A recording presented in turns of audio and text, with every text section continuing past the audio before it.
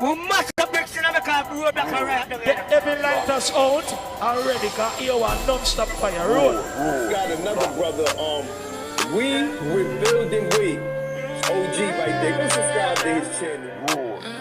Greatgrandsun in the building. We rebuilding to last forever, reaching for the future. No matter the weather, we strong. We focus, get into the bag.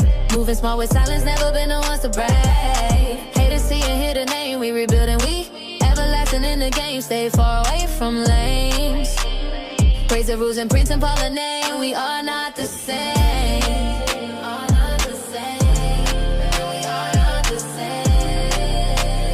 Praise the rules and Prince and Paul the name. We are not the same.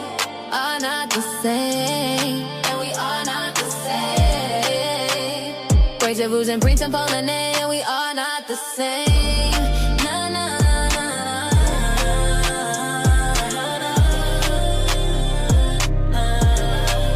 Are not the same. Are not the same. Are not the same. This 2009 and we are not the same.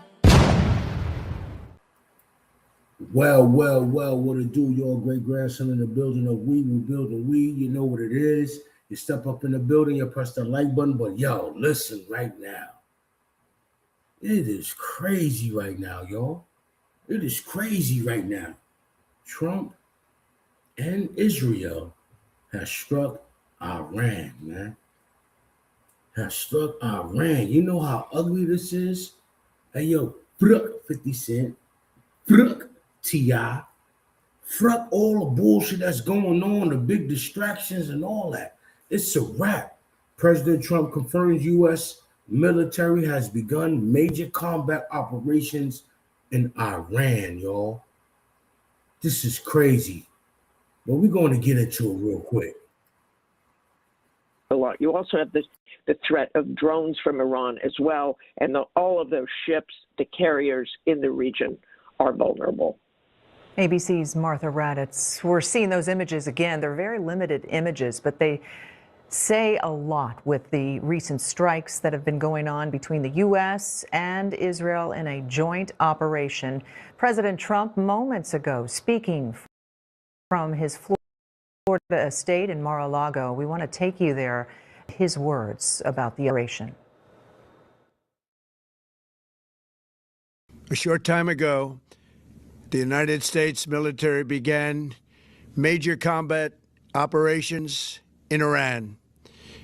Our objective is to defend the American people by eliminating imminent threats from the Iranian regime, a vicious group of very hard, terrible people. Its menacing activities directly endanger the United States, our troops, our bases overseas, and our allies throughout the world. For 47 years, the Iranian regime has chanted death to America and waged an unending campaign of bloodshed and mass murder, targeting the United States, our troops, and the innocent people in many, many countries. Among the regime's very first acts was to back a violent takeover of the U.S. Embassy in Tehran, holding dozens of American hostages for 444 days. In 1983, Iran's proxies carried out the Marine barracks bombing in Beirut that killed 241 American military personnel.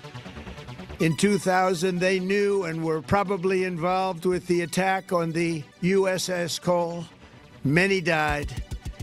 Iranian forces killed and maimed hundreds of American service members in Iraq. The regime's proxies have continued to launch countless attacks against American forces stationed in the Middle East in recent years, as well as U.S. naval and commercial vessels and international shipping lanes. It's been mass terror, and we're not going to put up with it any longer.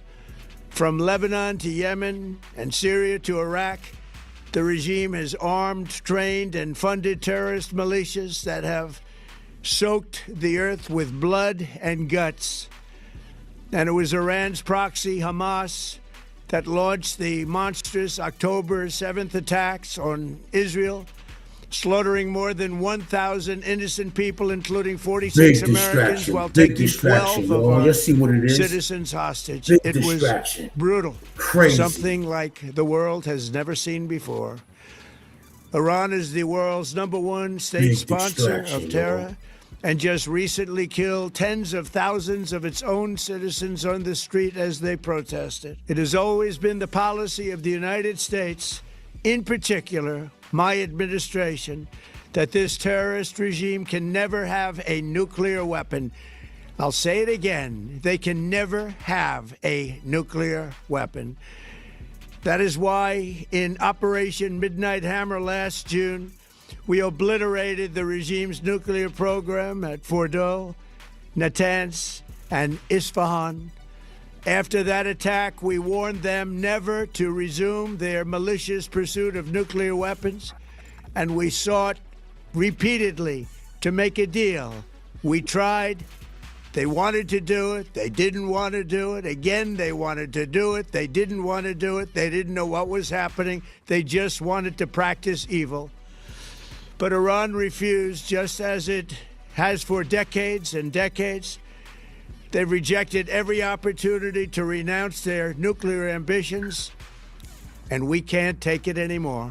Crazy. Instead, they attempted to rebuild their nuclear program and to continue developing long-range missiles that can now threaten our very good friends and allies in Europe, our troops stationed overseas, and could soon reach the American homeland. Just imagine how emboldened this regime would be if they ever had and actually were armed with nuclear weapons as a means to deliver their message. For these reasons, the United States military is undertaking a massive and ongoing operation to prevent this very wicked, radical dictatorship from threatening America and our core national security interests. We are going to destroy their missiles and raise their missile industry to the ground. It will be totally, again, obliterated. We're going to annihilate their Navy. We're going to ensure that the region's terrorist proxies can no longer destabilize the region or the world and attack our forces and no longer use their IEDs or roadside bombs, as they are sometimes called, to so gravely wound and kill thousands and thousands of people, including many Americans. And we will ensure that Iran does not obtain a nuclear weapon. It's a very simple message. They will never have a nuclear weapon. This regime will soon learn that no one should challenge the strength and might of the United States Armed Forces. I built and rebuilt our military in my first administration, and there is no military on earth even close to its power, strength, or sophistication. My administration has taken every possible step to minimize the risk to U.S. personnel in the region. Even so, and I do not make this statement lightly, the Iranian regime seeks to kill. The lives of courageous American heroes may be lost, and we may have casualties.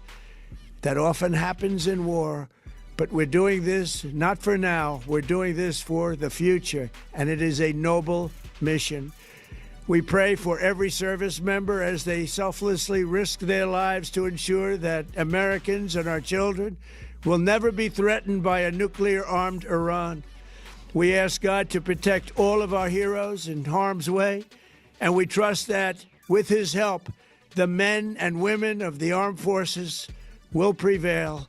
We have the greatest in the world, and they will prevail. To the members of the Islamic Revolutionary Guard, the armed forces, and all of the police, I say tonight that you must lay down your weapons and have complete immunity.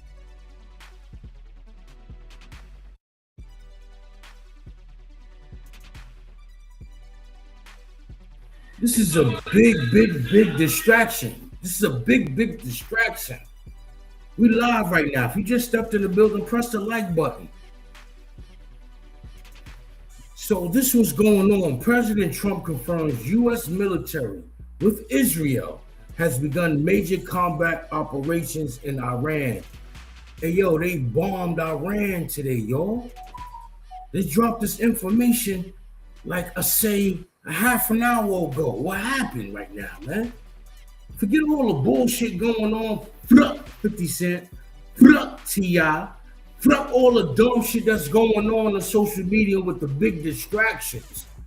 This is a major distraction from the Epstein list, etc. But we're going to proceed, man. Or, in the alternative, face certain death. So, lay down your arms. You will be treated fairly with total immunity, or you will face certain death. Finally, to the great, proud people of Iran, I say tonight that the hour of your freedom is at hand. Stay sheltered. Don't leave your home. It's very dangerous outside. Bombs will be dropping everywhere. When we are finished, take over your government. It will be yours to take. This will be probably your only chance for generations. For many years, you have asked for America's help, but you never got it. No president was willing to do what I am willing to do tonight. Now you have a president who is giving you what you want. So let's see how you respond. America is backing you with overwhelming strength and devastating force. Now is the time to seize control of your destiny and to unleash the prosperous and glorious future that is close within your reach. This is the moment for action. Do not let it pass. May God bless the brave men and women of America's armed forces. May God bless the United States of America. May God bless you all. Thank you. And you've been... World War III is here. February 28th, 2026, y'all. World War III is here. Now, we're having all these discussions. Why not the citizens of the United States are able to bear arms? All 50 states should be able to bear arms.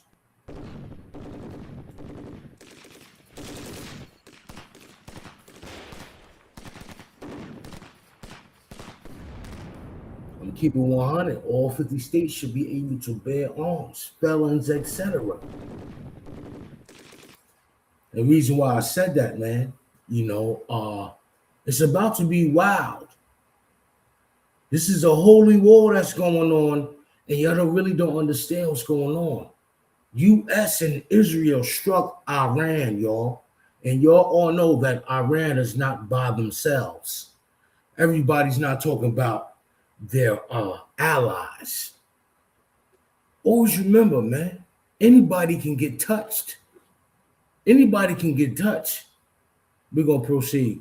Listening to President Trump from his Florida Mar-a-Lago estate, giving an address following the joint U.S.-Israeli strikes in Tehran, which started a few hours ago. It is quickly developing in that area. We've got Israel under a state of emergency.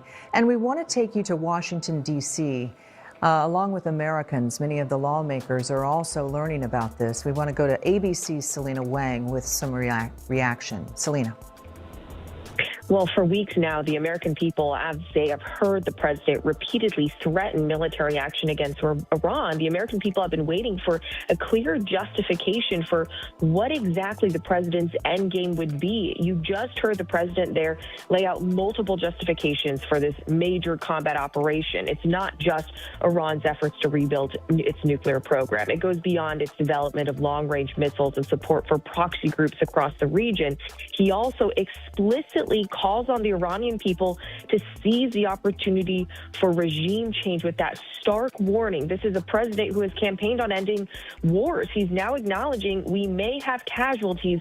That often happens in war. Now, you mentioned the congressional reaction. Well, the Constitution grants Congress alone the power to formally declare war. That is something that even some Republicans on Capitol Hill have tried to remind the president this week. We are starting to get some reaction from Capitol Hill. We have heard, for instance, from Senator Senator Ruben Gallego, a Democrat, who says that he lost friends to Iraq in an illegal, quote, illegal war he posts on social media. He says that young working class kids should not pay the ultimate price for regime change and a war that hasn't been explained or justified to the American people. We can support the democracy movement and the Iranian people without sending our troops to die. We're also getting reaction from Democrat from Florida, Representative Jared Moskowitz. He says he is formally requesting the State Department to fully brief Congress on a rapidly evolving situation in Iran, emphasizing this is a serious moment that demands full transparency and congressional oversight. Now, there were efforts this week to try and force a vote on the House floor for an Iran war powers resolution next week. That legislation would require the president to come to Congress to make the case for using military force against Iran. So this is certainly not over for Congress. They will make attempts to get explanations, and certainly not happy that they were not notified about this. ABC's Selena Wang in Washington, D.C. with reaction. And we're also learning more about the region. In Qatar, Americans have been told to shelter in place, that there was an incoming missile coming there. Iran has gone on record with its state media saying that it has begun its retaliatory response to Israel. And here at home, we could also be on alert here as well. ABC's Josh Margolin joins us with some more information. Josh. Hi, Michelle. Good morning. Yes, American law enforcement has been preparing for this for weeks. Obviously, we've all been watching the ramp up in the Middle East. We've heard the rhetoric.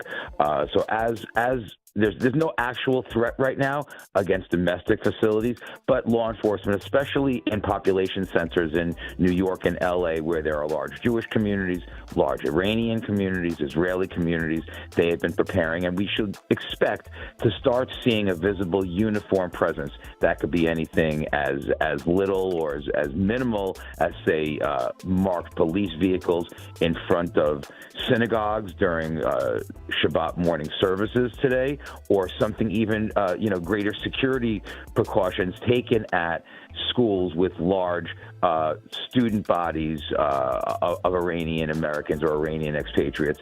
And that is a normal kind of a thing. But there is always the concern that there could be, either random acts or impulsive acts of violence that stem from the news and the hostilities overseas.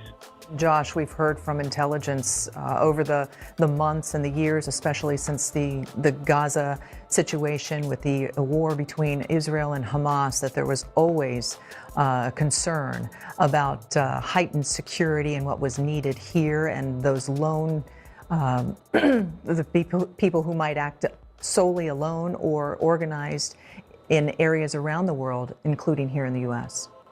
Absolutely. And in fact, the lone offender, the lone wolf phenomenon is the single greatest concern for American domestic law enforcement right now. In the years since 9/11, American law enforcement has been at various points at the highest levels of alert and not even really come down off of that type of footing. But just think about the logic is right there. It's easier to break up a plot of a number of people, but you don't know what's going on in one person's head. ABC's Josh Margolin, thank you very much. We want to go back to ABC's Steve Ganyard. Steve, again, for people who are just joining us, getting caught up here, we're looking at those images a little bit earlier, those big plumes of smoke coming out of Tehran after the U.S. and Israel carried out those joint strikes in the past 2 hours. We've got Iran now signaling that they are going to respond and are responding, and alerts are also across Israel and also the region. We just also learned in Qatar that they had evidence of an incoming missile. Yeah, both Qatar, and there seem to be plumes of smoke over Manama in Bahrain, just on the western side of the Persian Gulf as well. So this was anticipated, Michelle. Everyone knew that if Iran was attacked, that they would do retaliatory strikes, revenge strikes, and they know that most of those Gulf states were supportive of the U.S. in the past. While the U.S. didn't launch from those countries, this is just sort of a payback because for years they've allowed the U.S. to operate from their shore. So I think the other interesting thing here is that the Israelis have said quite clearly that these initial strikes were intended to surprise the leadership. As we were talking about earlier, this is the first time in recent memory where the U.S. or the Israelis have conducted a strike in daylight. Usually they do it in sort of the middle of the night, 2, 3 a.m., to catch people in their beds. But this was done on a Saturday morning in Tehran. You can see it's a bright, clear day in downtown Tehran, and so that's part of the element of surprise. And clearly the Israelis were looking to surprise the Iranian leadership. They surprised the rest of the world, as did the U.S., but the whole idea here is to take out as much of the Iranian leadership as they can. And now that the element of surprise is over, the U.S. and the Israelis will focus on knocking down those missile sites that are going to be used in retaliation. ABC's Steve Ganyard, thank you. We want to actually go back to Martha Raddatz, too, who again has been in the region. What do you think the mood is throughout the region, talking with your military sources as well for Americans overseas? There is great uncertainty and there is great fear about what happens next in terms of retaliation. First of all, there are 92 million people who live in Iran who President Trump has basically said he wants to rise up and go after the regime. Those people have to be living in fear too, with bombs raining down. And what's next? Certainly the sentiment I have seen on the streets, and we have all watched those protests, they want that regime gone. They want it gone, but that is a very, very difficult thing to do. President Trump has had great success with his military operations. Venezuela, it went exactly the way he wanted it to go. He grabbed the president, but this is not Venezuela. This is far more complicated and far more deadly, possibility of being deadly for Americans in the region.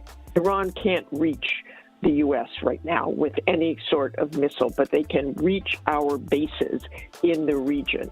We have fortified those bases as much as possible, but there is still a great risk at this time. We heard the president go through that list of the horrors that Iran has rained down on U.S. forces, that they took hostages in 1979.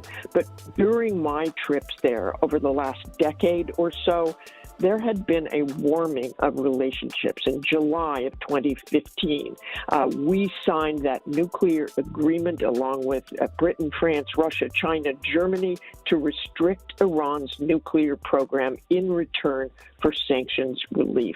When Donald Trump was elected president, he withdrew from that agreement. And that's where we are today. We don't have an agreement. He wanted an agreement. He wanted them to stop everything, said they would not do that. I know that publicly Iran had said that they did not want to build a bomb, but that's a very different thing, just making a statement than signing something and coming into an agreement. So there is a great deal of uncertainty. There's a great deal of fear. And he has clearly chosen the path here that is the most massive strike. He said he wants to annihilate Iran's Navy. He wants to raise all of the missile sites. This is a very, very tall order, Michelle. ABC's Martha Raddatz, thank you. We want to finish up with Steve Ganyard real quickly. A lot of military assets in the buildup over the past few weeks. Walk us through that very quickly and tell us what's next. Yeah, Michelle, obviously dozens and dozens of tactical aircraft, F-35s, F-22s, U.S. Navy aircraft carrier has dozens and dozens of aircraft as well.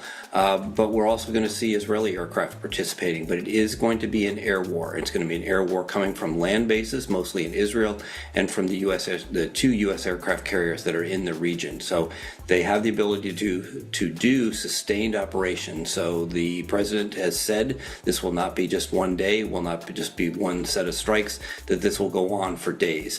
It's just going to depend on which targets need to be resurfaced, which targets need to be re-hit over time as the U.S. looks at the initial strikes to see what kind of damage was done, waiting to see if the efforts to topple the regime, to take out regime leadership, will lead to some sort of an overthrow of the regime by the Iranian people. Now, Steve, I look at this map that we're looking at right now, and I see it dotted with destroyers and carriers and attack planes all the way around. Explain to us the position of all these military resources in the region and how they coordinate with one another?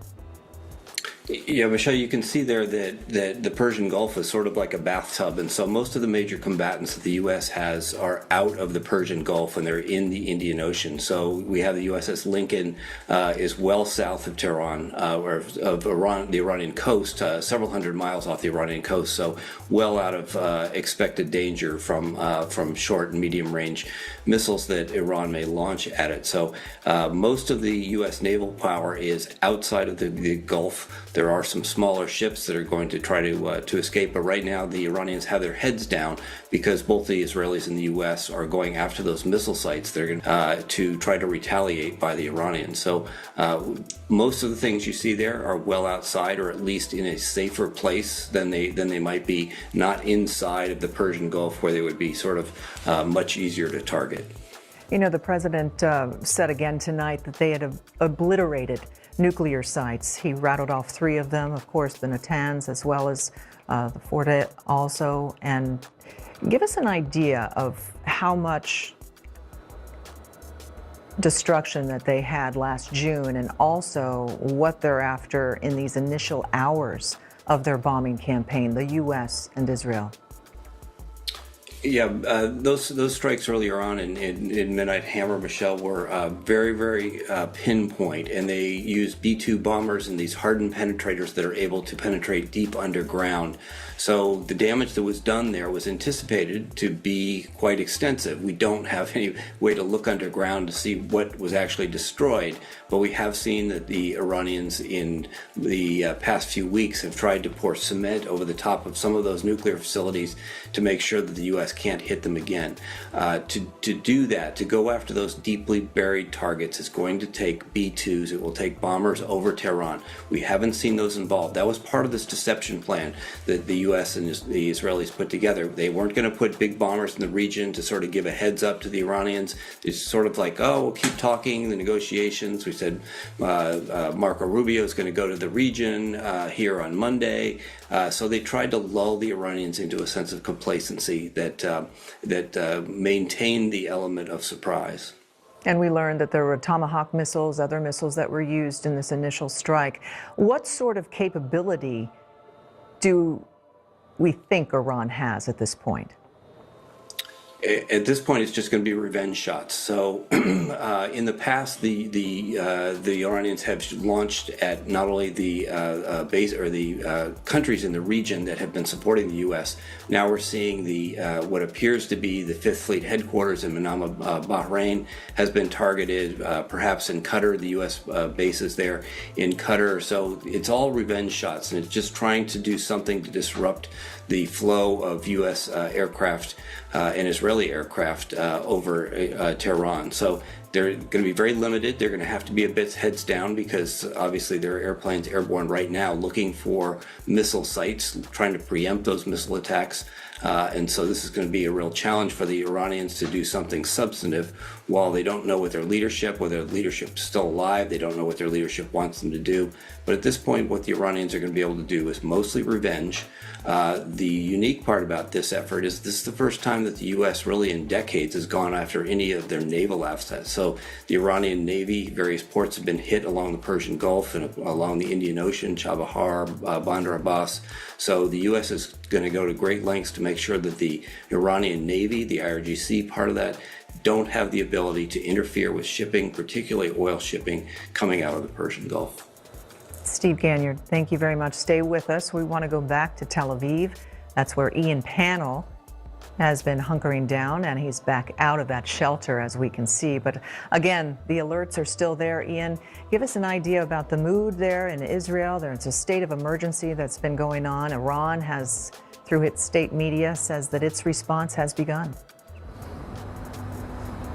Yeah, that's right. As expected, the retaliation has begun. Iran actually launching 3 waves of strikes against Israel. We believe there have been intercepts over Jerusalem. As we were reporting earlier, we had the air raid sirens here, and so we, like most people in the city, were taking shelter. It's already been a very, very quiet morning. We were woken to the sound of an air raid siren, essentially warning people that a state of emergency had been declared, warning that preemptive action, in the words of the Israeli Defense Minister Katz, had been taken against Iran, and that everybody should expect a response in the form of drones and missiles from Iran. Now, in some senses, Israel has gone through this fairly recently, and citizens know what to do. But despite how good their air defences are, some of those missiles got through last time, and people lost their lives. So I think the fact that this seems to be a kind of open-ended conflict at the moment will be a great cause for concern for people. They've had a lot to deal with over a very long period. Whether schools go back is an open question. Whether people go back to work, all normal life for now will effectively be suspended here. And we're looking at some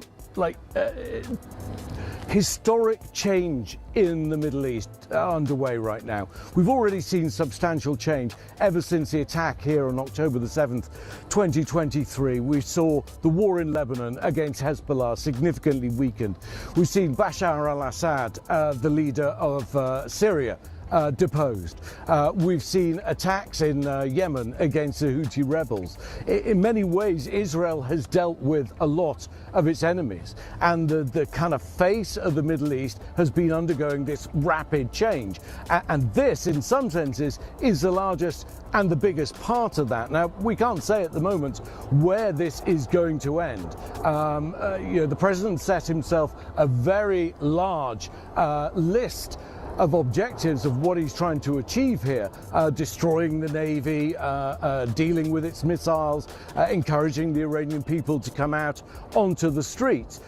We'll have to wait and see whether any of those things can be achieved. Trying to get some of those things done just from the air will be incredibly difficult, but I think we are looking at historic times. This is the beginning of a significant change in the region, and at the moment with entirely unpredictable consequences. And Ian Pano, we're going to come back to you in Tel Aviv as we can. We want to return to Martha Raddatz.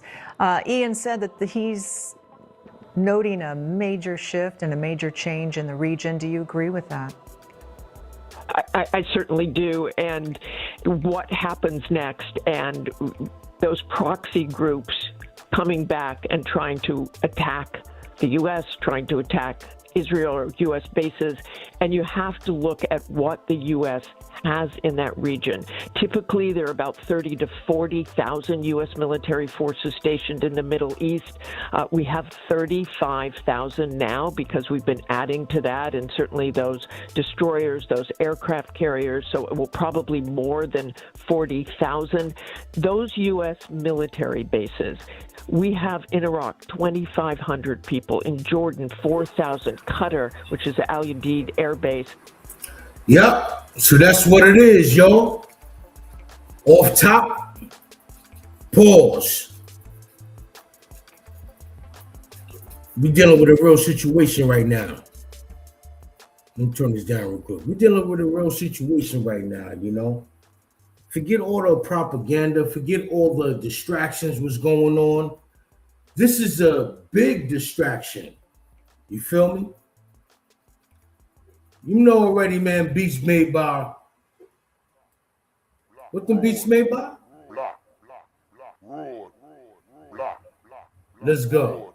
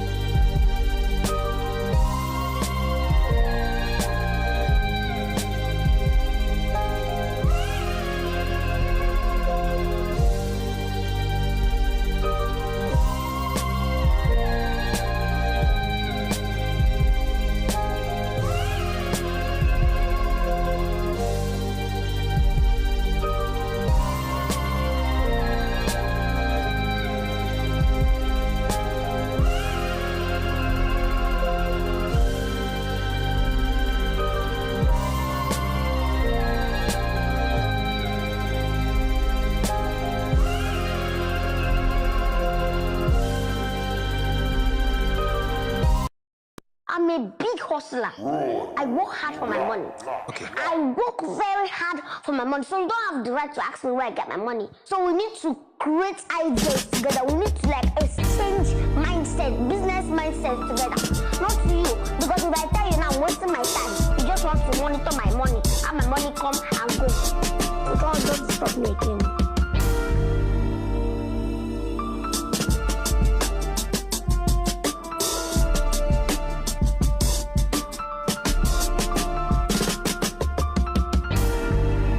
Beats by Roadblock Cross, Double M.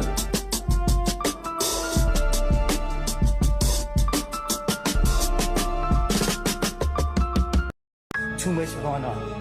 Yeah, I can't because she keep asking me these questions.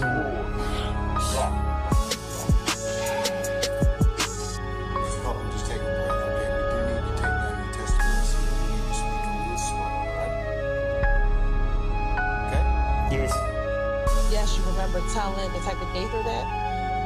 I don't remember what I done told the police. Why would you snitch on your brother to lighten your sentence for what you did? Why would you let them use you like that? It is because you have no love for yourself, no love for your people.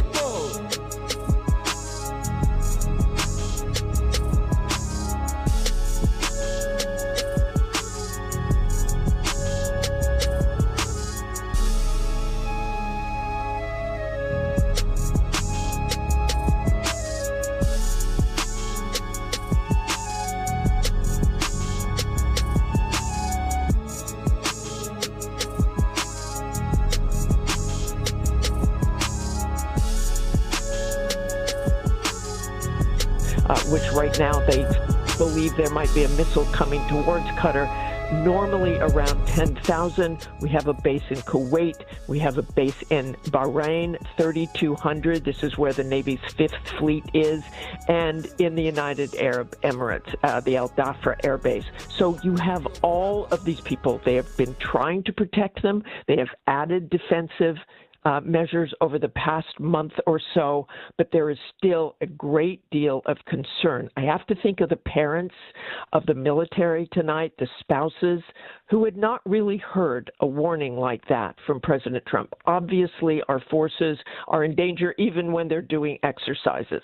It's dangerous to fly a fighter jet. It's dangerous to be on a ship. But to know that the President of the United States told them tonight, these military families, that there may be casualties because that's what happens in war, had to be the most sobering thing they have heard. And to know how long this will last and that there are troops in these bases taking cover. We know there were troops injured in 2020 when Iran retaliated for the death of Qasem Soleimani. Tonight, all things have changed in that region, certainly the politics of that region, but the fear in that region for the safety of our troops as well. And many, many questions remain about why now. ABC's Martha Raddatz, thank you very much. And now we want to go to Qatar, where there has been a shelter-in-place order that has been issued, and that's where Marcus Moore is to give us an update. What's going on the ground there, Marcus? Well, you know, as you know, it has already been a tense time for people across the region here, and we just a few moments ago, all of the cell phones went off with emergency alert messages telling people to stay away from military sites here in Qatar, and to stay inside their homes and not to go out unless they absolutely have to.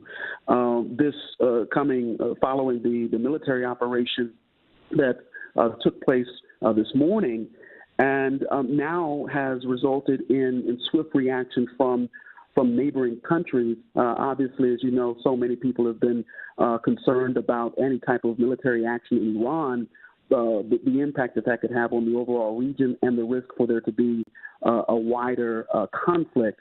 And so certainly people here are very much on edge and watching very closely what may happen next. And just as Martha was pointing out, we talk about Qatar. It is home to the largest U.S. base in the Middle East. Thousands of U.S. service members are stationed there. And as you know, back in June of last year, during the 12-day war, Iran fired missiles at that base.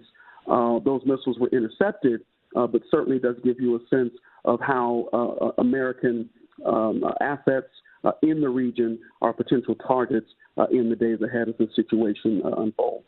Large base there. You had mentioned that, and Martha mentioned earlier that a lot of personnel have been relocated from those bases that would be targets in that area, but that doesn't mean they're entirely empty either.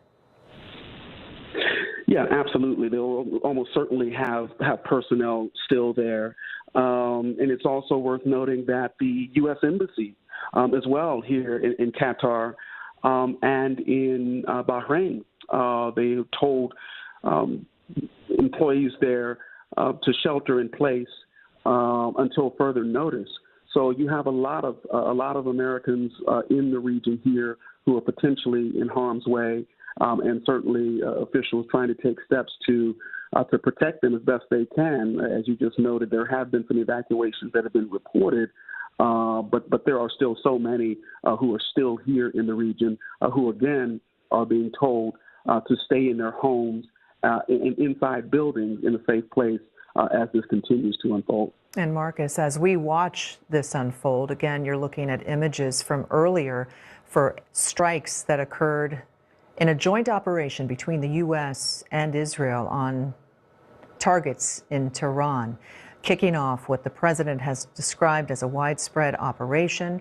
He referred to it as war. He said Americans could lose their lives as they're fighting in this region, and giving a very sobering message at this time. And Marcus, you've been on the ground there in Qatar. Qatar has been known as an ally, especially as of late, for the U.S.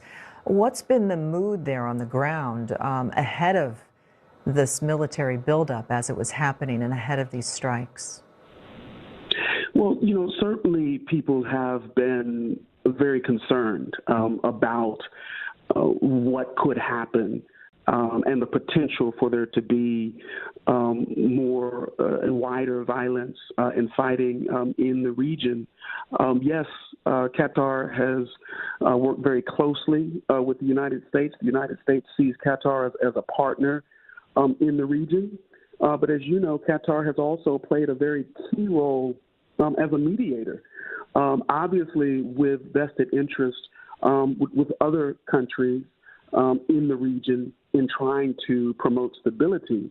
And so to that end, that is why all of what we're seeing unfold this morning, why it is so concerning for people here in the region, is because they have tried to establish some stability. We know that early on the Qataris were quite instrumental in establishing or helping to establish the ceasefire between Iran and Israel and the United States just last summer. And so certainly there are back-channel communications going on as I speak to you now, and certainly they were all hoping to avoid this from escalating or spreading into a wider conflict. ABC's Marcus Moore in Qatar. We want to go back to ABC's Martha Raddatz, the U.S. Embassy in Bahrain, warning of an imminent drone and missile attack. What do you know? They have issued a security alert saying just that. There's an imminent drone missile attack in Bahrain. They are citing media reports, the embassy, of reported threats and drones over Bahrain. This is where the Navy's Fifth Fleet is. There are certainly ships there. There are American personnel there. Said the U.S. Embassy is urging citizens to shelter in place, review security plans.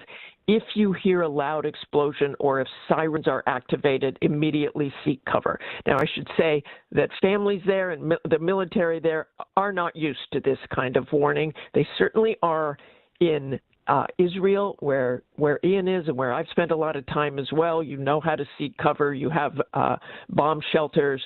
But the They are now warning Americans in certainly that area where the Navy base is to stay inside, go to the lowest level of a structure. If you're outdoors, immediately seek cover in a hardened structure. So you have people running for cover in Bahrain, at our Navy base, at other bases that we have in the region. This is a historic day for what is happening in the Middle East. And it's a long day that's coming ahead, and we could be protracted for this operation for weeks. We're going to go back to Tel Aviv. That is where Ian Panel is at. And Ian, we understand that there are some incoming strikes coming in that the Israel's Iron Dome is intercepting. Yeah, not just the Iron Dome. They've got a whole different layers and layers of different versions of aerial defense. You can't really see it now, but we were looking at traces in the sky. We just heard the sound of booms, which is the sound of those missiles being intercepted. It's just south of us. We can hear the siren elsewhere actually to the north of us. Where we are at the moment is okay, but I think this is just a sign of what's to come. You hear Martha and Marcus there talking about these alerts. This is exactly what Iran said it would do. We've had at least 3, maybe that was the 4th wave of strikes from Iran.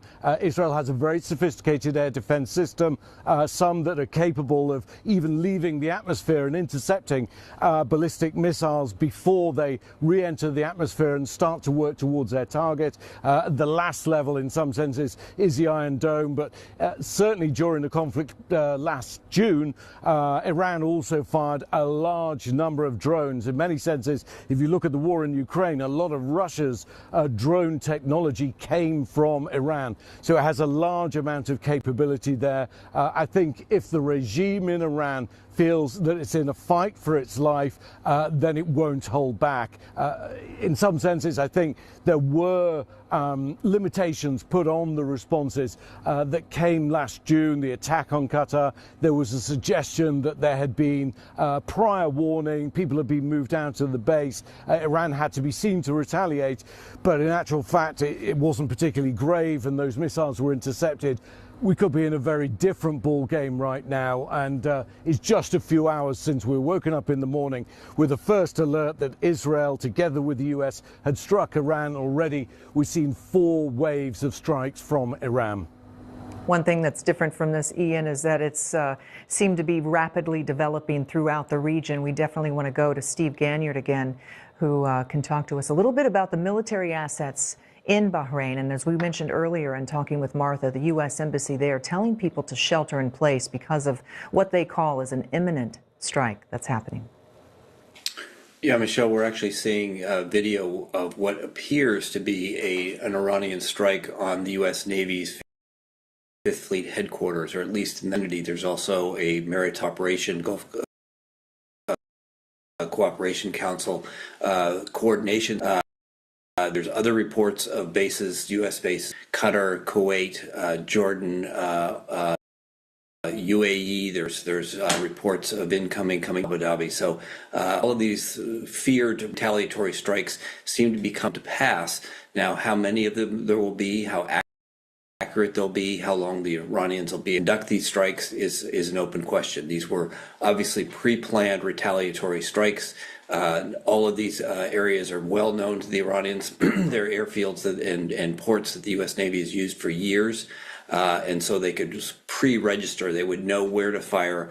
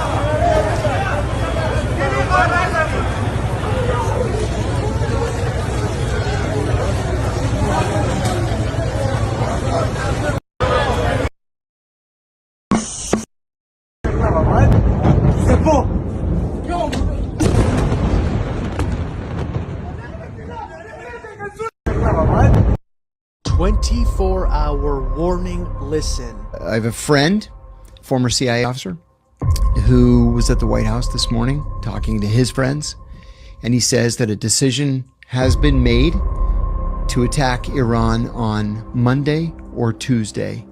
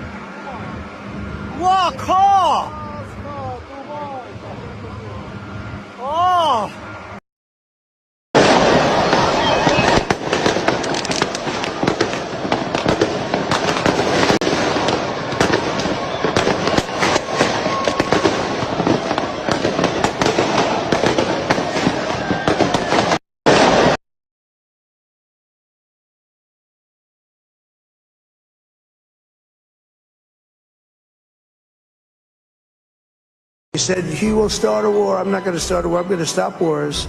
Under Trump, we will have no more wars, no more disruptions, and we will have prosperity and peace for all. He said, he will start a war. I'm not going to start a war. I'm going to stop wars. Under Trump, we will have no more wars, no more disruptions, and we will have prosperity and peace for all. He said, he will start a war. I'm not going to start a war. I'm going to stop wars. Under Trump, we will have no more wars, no more disruptions, and we will have prosperity. Every light us out already got here one non-stop fire. Roll. Got another brother, we building we. OG right there. Go subscribe to his channel. Greatgrandsun in the building. We building to last forever, reaching for the future. No matter the weather, we strong. We focus, get into the bag. Moving small with silence, never been the ones to brag. Haters see and hear the name, we rebuilding, we everlasting in the game. Stay far away from lanes. Praise the rules and Prince and Paul the name. We are not the same.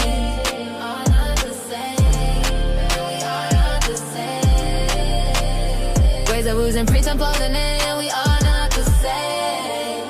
Are not the same. And we are not the same. Praise the rules and Prince and Paul the name.